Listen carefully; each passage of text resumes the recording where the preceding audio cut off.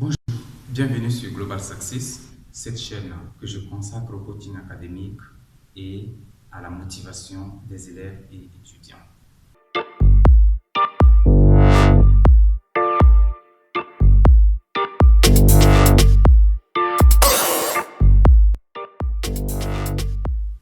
Je suis Modeste Kourira, consultant en éthique, professeur de lycée, coach académique et formateur. Dans cette vidéo, je vais m'atteler à une problématique non moins importante, celle du choix de série après le BEPC. Comment faire un choix judicieux de série après le BEPC? Si vous êtes breveté, parent de breveté ou proche d'un breveté, cette vidéo est à vous. Suivez-la jusqu'à la fin et découvrez les conseils qui aideront à faire un choix judicieux de la série après le BEPC. Le choix de la série après le BEPC ne doit pas se faire de façon hasardeuse. Non, il faut prendre en compte un certain nombre de paramètres et deux paramètres principalement. Lesquels? Le premier paramètre, c'est que vous devez choisir en harmonie avec votre personnalité. Qu'est-ce que j'entends par choisir en harmonie avec votre personnalité? Vos capacités, vos goûts, vos centres d'intérêt. Capacité, si vous n'êtes pas fort dans les matières scientifiques, inutile d'aller vous terrer en série C ou D. Si vous ne pouvez pas faire de la littérature, aller en série A serait vraiment difficile pour vous. Alors, il faut choisir en fonction de vos capacités, en fonction de vos goûts. Les goûts, il s'agit de ce que vous aimez faire. Au plan professionnel, qu'est-ce que vous envisagez de devenir et autres. Cela renvoie au second point. Le deuxième point ou le deuxième paramètre à prendre en compte, c'est le choix de l'avenir professionnel que vous envisagez. Quand on choisit une série, c'est qu'on doit vraiment savoir pour quel avenir, qu'est-ce que je veux devenir en choisissant de faire soit les littératures, soit les sciences ou une formation professionnelle. Donc pour ceux-là qui choisissent la formation professionnelle, eux au moins, ils ont déjà défini où ils veulent aller. Mais pour ceux-là qui choisissent l'enseignement général, il est important de savoir quel avenir professionnel vous envisagez.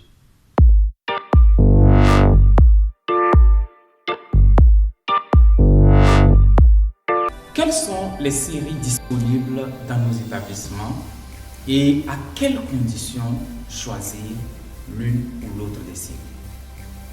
Il faut d'abord noter que nous avons l'enseignement général et l'enseignement technique sous nos yeux.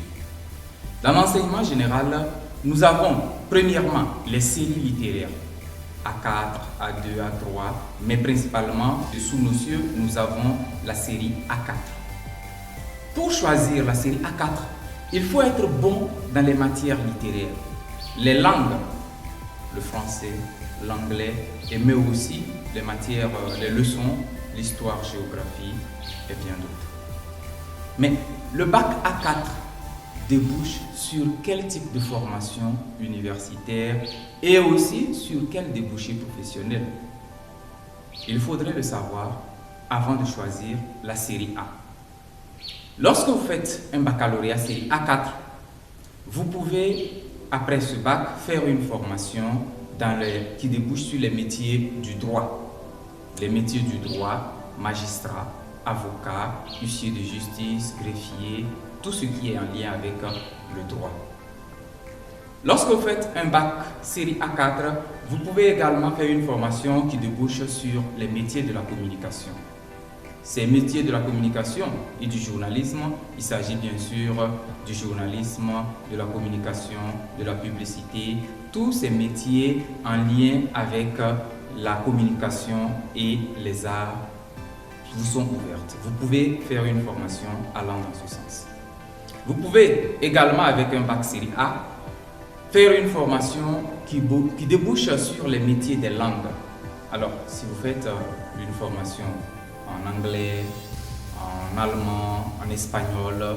Vous pouvez devenir traducteur, interprète et bien d'autres. Là, il faudrait se rapprocher beaucoup plus de ceux qui sont du domaine pour qu'ils puissent vous expliquer les autres métiers liés aux langues.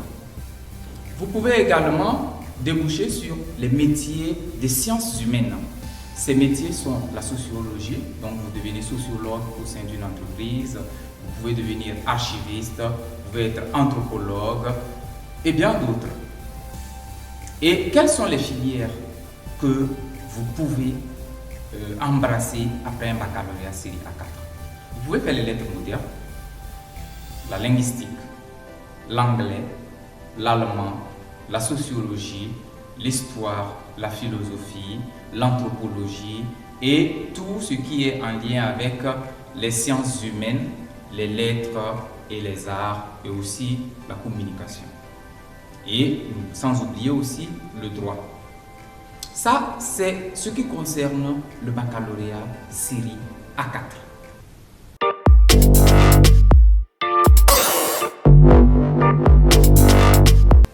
Maintenant, l'autre série que nous avons dans l'enseignement général, c'est celle où je ne vais pas parler d'une seule série, il s'agit des séries scientifiques, la série C et la série D. Et pour choisir les séries C et D, il faut être bon dans les matières comme les mathématiques, la physique-chimie et la SVT. Les mathématiques et la physique-chimie pour la série C, les mathématiques et la SVT pour la série D. Et lorsque vous obtenez un baccalauréat série D, quelles sont les formations que vous pouvez faire et pour quel débouché? Là, vous devez savoir qu'avec un baccalauréat série D, vous pouvez étudier la médecine et tous les métiers qui sont connexes à la médecine, c'est-à-dire technicien de laboratoire, infirmier, orthopédiste, tout ce qui est en lien avec la médecine. Vous pouvez étudier les sciences de l'ingénieur. Les sciences de l'ingénieur, il y en a dans presque tous les domaines. Ingénieur en bâtiment, ingénieur en travaux publics, ingénieur en agronomie, et tout ça. Vous pouvez étudier les sciences informatiques. Et vous savez très bien que notre monde d'aujourd'hui tourne autour du numérique. Donc on ne peut pas avancer de nos jours sans le numérique. Donc beaucoup s'orientent vers les sciences de l'informatique, la programmation, l'intelligence artificielle et bien d'autres. Vous pouvez également vous orienter dans le domaine des énergies. Donc on a de nos jours le solaire qui est devenu incontournable, surtout sous nos cieux. Vous pouvez également étudier les sciences économiques. Et concernant les filières auxquelles débouche une formation de baccalauréat série C et D, je peux vous dire que l'avantage avec les baccalauréats série C et D, c'est que vous avez la possibilité de vous inscrire dans presque tous les domaines. Dans presque tous les domaines, vous pouvez vous inscrire. Et c'est ce qui fait que certaines personnes, certains parents demandent à ce que leur enfant soit inscrit en série C ou D. Mais je rappelle que pour pouvoir s'inscrire dans ces séries, il faut être sûr qu'on est bon en mathématiques, physique, chimie, etc. Si vous n'êtes pas bon dans les matières scientifiques, inutile d'aller en série C ou en série D. Parce que vous allez perdre votre temps inutilement. Et pourtant, vous aurez pu faire la série A et choisir un domaine où vous allez réussir aisément et vous sentir beaucoup plus à l'aise. Donc, il faut faire votre choix selon vos capacités et aussi l'avenir professionnel que vous envisagez.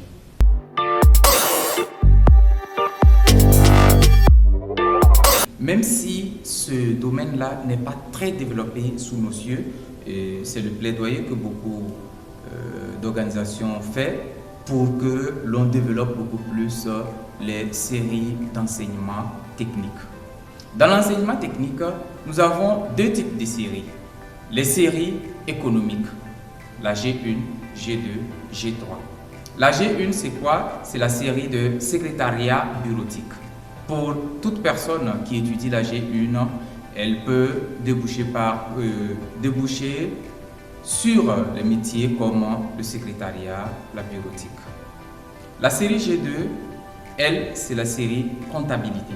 Lorsque vous faites un baccalauréat série G2, vous pouvez poursuivre des études de comptabilité et autres. La série G3, c'est principalement la gestion. Bien sûr que la G2, la G3, c'est un peu proche, mais au niveau des G2, c'est beaucoup plus les métiers des chiffres, hein, la finance et les comptabilités. Donc, voilà les séries économiques. Au niveau des séries industrielles, nous avons la série F1 TI, chaudronnerie et mécanique, qui aussi est une formation très professionnelle débouchant sur des métiers bien précis. La série F2, c'est celle qui forme à l'électronique générale. La série F3 forme en électricité et la série F4 au métier de génie civil. Et il faudrait préciser que avec les baccalauréats d'enseignement technique, vous pouvez également poursuivre l'enseignement long jusqu'au cycle de master doctorat. Tout comme vous pouvez également faire un brevet de technicien supérieur, une licence professionnelle ou tout autre. Donc voilà ce que je voulais présenter dans cette vidéo. Si elle vous a plu, likez, partagez. Si vous n'êtes pas encore abonné à cette chaîne, abonnez-vous.